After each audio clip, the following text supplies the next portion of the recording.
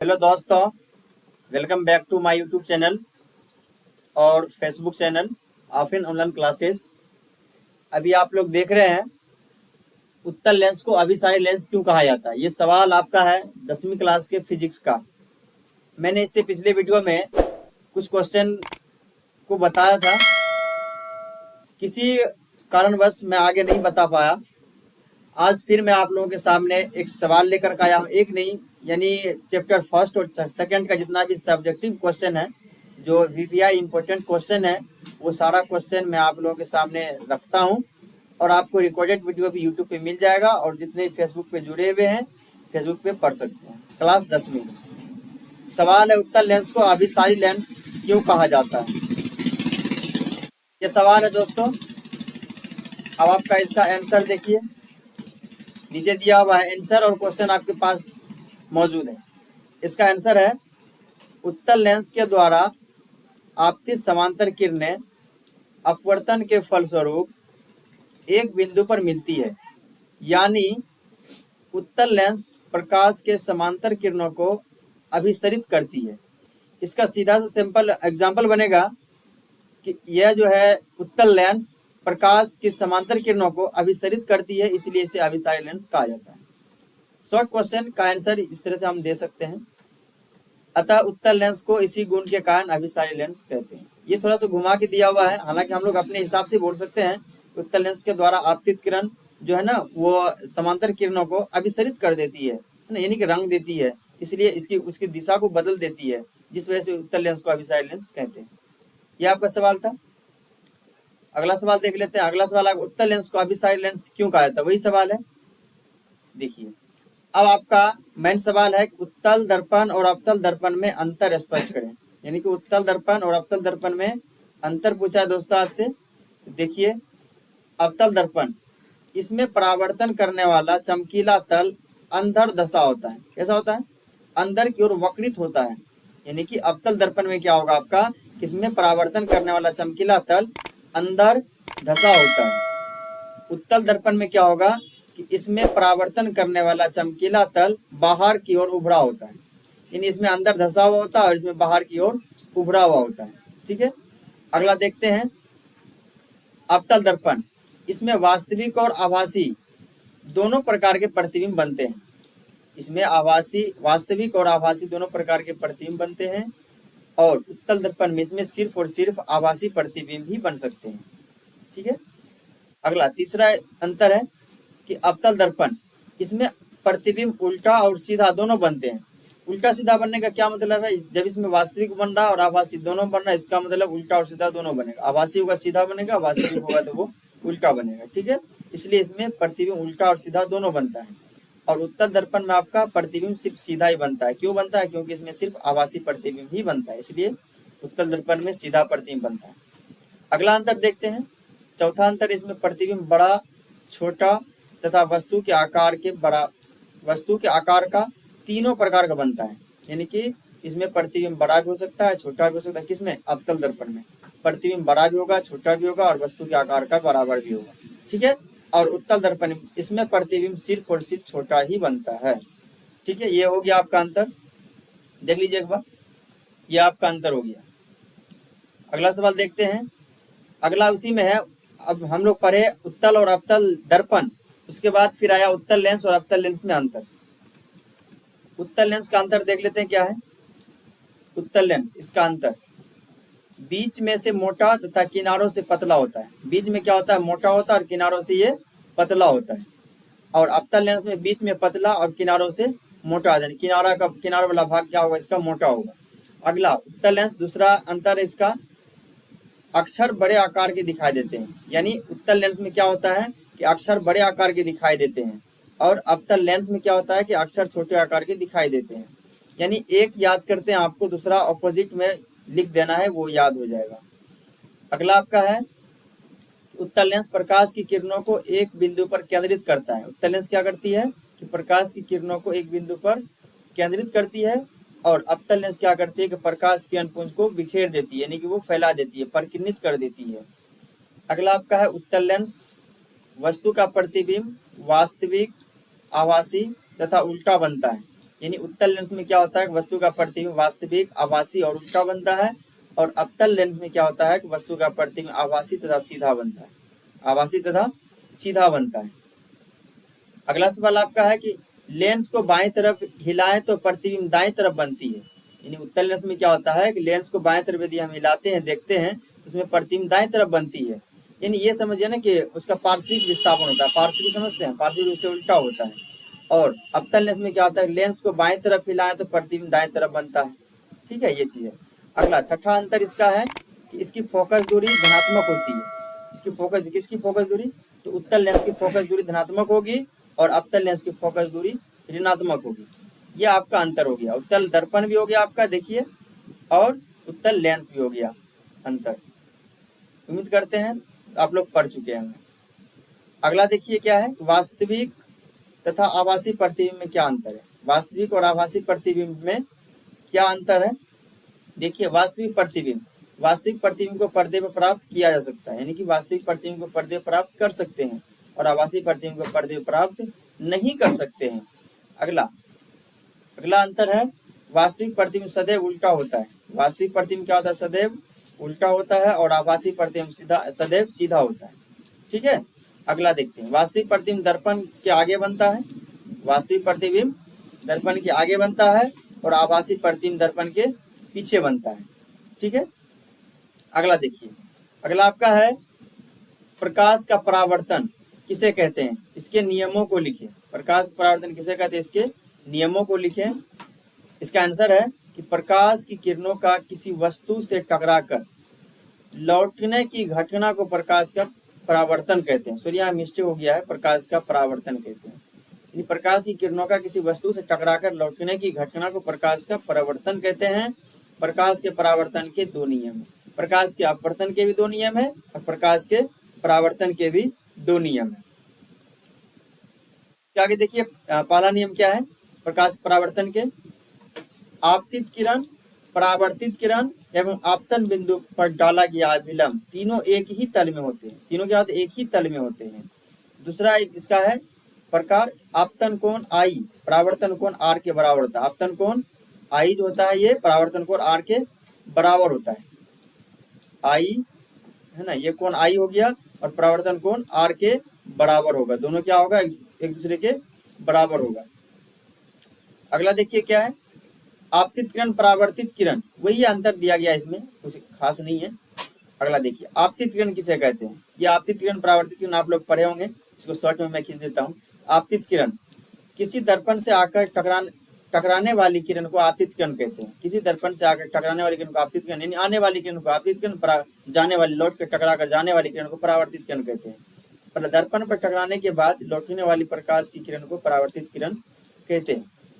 अगला आपका अभिलंब, जिस बिंदु पर आपतित किरण तथा परावर्तित किरण मिलती है, उस बिंदु पर खींचा गया अभिलंब कहलाता है, अभिलंब कहलाता है। ठीक है, जो बिंदु खींचेंगे वही अभिलंब कहला जाएगा। आपतन कोण मेन ये है, आपतित किरण तथा अभिलंब के बीच बने कोण को आपतन कोण कहते हैं। आपतित किरण और अभिलंब के बीच बनेगा तो आपतन कोण, और परावर्तित किरण और अभिलंब के बीच बनेगा कोण दोस्तों, परावर्तन कोण कहते हैं। ठीक है, अगला देखिए, प्रकाश का प्रकीर्णन क्या है। प्रकाश का प्रकीर्णन क्या है, प्रकाश का प्रकीर्णन से आप क्या समझते हैं, आंसर वही होगा, क्या है, किसे कहते हैं, क्या समझते हैं। जब प्रकाश किसी ऐसे माध्यम से गुजरता है जिसमें धूल तथा अन्य पदार्थों के अत्यंत सूक्ष्म कण होते हैं, जिसमें धूल तथा अन्य पदार्थों के अत्यंत सूक्ष्म कण होते हैं, तो इसके द्वारा प्रकाश सभी दिशाओं में प्रसारित हो जाता है। यानी प्रसारित होने का मतलब फैल जाना, प्रसारित हो जाता है। इसे प्रकाश का प्रकीर्णन कहते हैं। जैसे एग्जाम्पल है कि सूर्य प्रकाश के प्रकीर्णन के कारण ही आकाश का रंग नीला होता है। देखिए, आकाश का रंग नीला किसी कारण होता है, सूर्य के प्रकाश के प्रकीर्णन के कारण ही आकाश का रंग नीला होता है। ठीक है दोस्तों, आगे बढ़ते हैं। अगला सवाल है, अपवर्तनांक को परिभाषित करें।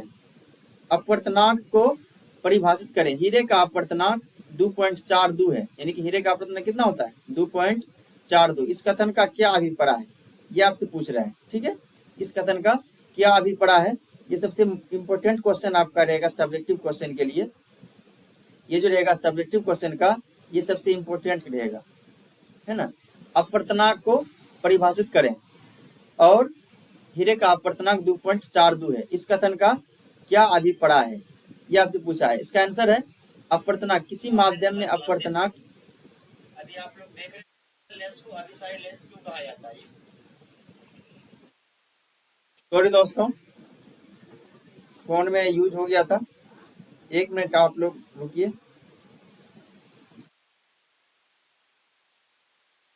हाँ देखिए, अपवर्तनांक को परिभाषित करें, हीरे का अपवर्तनांक 2.42 है, इस कथन का क्या अभिप्राय है ना। इसका आंसर आपका है कि अपवर्तनांक किसी माध्यम में अपवर्तनांक म्यू, यानी कि यू लिखा हुआ है, म्यू की परिभाषा निर्वात में प्रकाश सी और इस माध्यम में प्रकाश की चाल सी के अनुपात के रूप में दी गई है। ठीक है। अब हवा में प्रकाश के वेग की अपेक्षा, हवा में प्रकाश के वेग की अपेक्षा हीरे में प्रकाश का वेग कम होगा। हीरे में क्या प्रकाश का वेग कम होगा।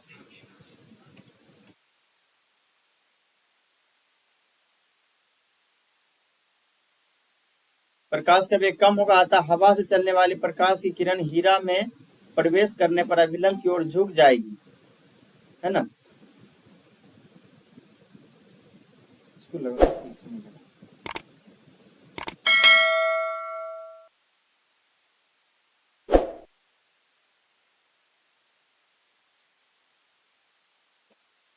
चलिए अगला इसमें है हीरे का अपवर्तनांक, यानी हीरे का अपवर्तनांक निकालना हो तो फॉर्मूला उसके लिए हवा में प्रकाश का वेग बटे हीरे में प्रकाश का वेग।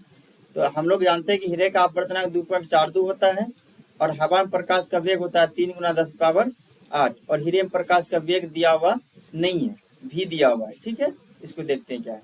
अब भी के बराबर यदि हम भी भाग में उधर जाकर तो गुना के रूप में कर सकते हैं, तो भी बराबर निकालेंगे 3 × 10⁸ बटे 2.42। इसको यदि सोल्यूशन करते हैं, ये पॉइंट होता है, 2 को 0 उधर आएगा, है ना, ये 2 पॉइंट है ना, 4 और 2, तो 2 0 आएगा तो यहाँ पे 100 आ गया, यानी 8 2 10 हो गया, है ना, 3 × 10⁻10। और इसको जब सॉल्यूशन करते हैं तो इसका मान बनता है 12.4 × 10⁻7। और इसको भी यदि सॉल्यूशन करेंगे मीटर प्रति सेकंड में निकालेंगे तो ये हो जाएगा 1.24 × 10⁸ मीटर प्रति सेकंड। ठीक है, अगला सवाल देखते हैं। सामान्य नेत्र 25 सेंटीमीटर से निकट वस्तुओं को स्पष्ट रूप से क्यों नहीं देख पाती है। यानी 25 सेंटीमीटर की दूरी पर रखी वस्तुओं को स्पष्ट रूप से देखता है, लेकिन 25 सेंटीमीटर से कम निकट रखी वस्तुओं का प्रतिबिंब दृष्टि पटल पर स्पष्ट रूप से नहीं बनता है, अतः मानव वस्तुओं को स्पष्ट रूप से नहीं देख पाती। अगला आपका देखिए, सूर्योदय तथा सूर्यास्त के समय सूर्य रक्ताभ क्यों होता है। सूर्योदय तथा सूर्यास्त के समय सूर्य रक्ताभ क्यों होता है ना। अब देखिए इसका आंसर क्या है। क्षितिज के समीप नीले तथा कम तरंगदैर्घ्य के प्रकाश का अधिकांश भाग कणों द्वारा प्रकीर्णित हो जाता है, इसलिए हमारे नेत्रों तक पहुंचने वाला प्रकाश अधिक तरंगदैर्घ्य का होता है।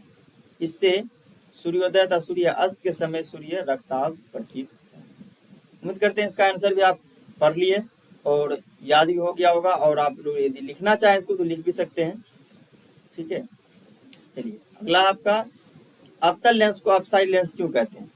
अब आपका है अवतल लेंस को अपसाइड लेंस क्यों कहते हैं। तो जिस तरह हम लोग पढ़े उत्तल लेंस को अभिसाइड लेंस क्यों कहते हैं, ठीक उसी तरह अवतल लेंस को अपसाइड लेंस क्यों कहते हैं, वही सवाल है, आंसर वही होगा, थोड़ा सा अंतर है। अवतल लेंस के द्वारा समांतर प्रकाश की किरणें अपतन कोण के बाद अपवर्तित होकर आपस में फैलती जाती है, यानी अवतल लेंस प्रकाश के समांतर किरणों को अपसरित कर देता है। क्या करता है, ये थोड़ा सा आपका इम्पोर्टेंट टाइप का लगता है, उसको देखिए आप, है ना। यानी अवतल लेंस प्रकाश के समांतर किरणों को क्या करती है, अपसारित कर देता है। अवतल लेंस को इसी गुण के कारण अपसारी लेंस भी कहा जाता है। यह आपका हो गया। अगला देखते हैं, किरण क्या है। ये जरूरी नहीं है पढ़ना हम लोग के लिए, ठीक है, जो जरूरी है उसको मैं पढ़ा देता हूँ। पार्श्विक विस्थापन से आप क्या समझते हैं, ये बहुत इंपॉर्टेंट है। कांच के आयताकार झिल्ली में अपवर्तन के 2 किरणों को दिखावें। ठीक है, इनका आंसर होगा, किसी स्लैब से होकर गुजरने वाली किरण के लिए आपतित किरण और निर्गत किरण के एक दूसरे के समांतर होती है। इन दोनों किरणों के बीच की लांबिक दूरी को पार्श्विक विस्थापन कहते हैं। ठीक है, आपतित किरण और निर्गत किरण एक दूसरे के समांतर होती है। इन दोनों किरणों के बीच की लंबिक दूरी को यानी कि लंबत को हम लोग क्या कहेंगे? पार्श्विक विस्थापन कहेंगे। ये आपका आंसर होगा। इसका फिगर देख सकते हैं, ये आपतित किरण है, ये अपवर्तित किरण। ये क्या है? अपवर्तित किरण है पूरा। ठीक है, ये आपतित किरण यहाँ से आ रही है, यहाँ से ये आ रही है, ये पार्श्विक विस्थापन हो गया। क्या हो गया? ये पार्श्विक विस्थापन। थोड़ा सा आपतित किरण में क्या होता है कि अपनी दिशा को मोड़ लेती है, अपनी दिशा को मुड़ जाती है। क्या? कांच का स्लेब, ये कांच का स्लेब है और निर्गत किरण ये आपको फिगर भी दिख रहा होगा।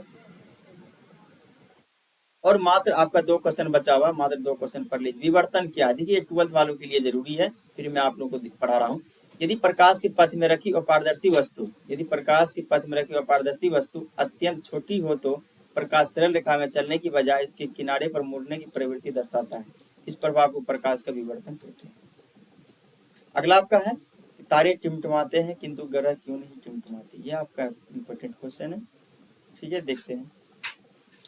इनका आंसर है, ग्रह तारों की अपेक्षा हमारे बहुत समीप है, नजदीक है। ग्रह जो है तारों की अपेक्षा हमारे बहुत नजदीक है, अतः इनसे इतना पर्याप्त प्रकाश मिलता है कि वायुमंडलीय परतों के घनत्वों के अस्थायित्व के प्रभाव के चलते प्राप्त किरणों की संख्या में अपेक्षाकृत कमी आती है। क्या आती है? कम ही कमी आती है और वे लगभग अस्थायी रूप से चमकते दिखते हैं। तारों से चलने वाले प्रकाश किरण वायुमंडल की विभिन्न घनत्व वाले परतों से गुजरने पर किरणों के पथ में विचलन होता है और तारे का प्रकाश विभिन्न क्षणों में अपवर्तित होते हैं और तारे यानी और टिमटिमाते नजर आते हैं। ये आपका आंसर है, देख लीजिए। अभी चाहे इसका स्क्रीनशॉट भी ले सकते हैं। चलिए, thank you, best of luck. फिर मिलते हैं अगले वीडियो में।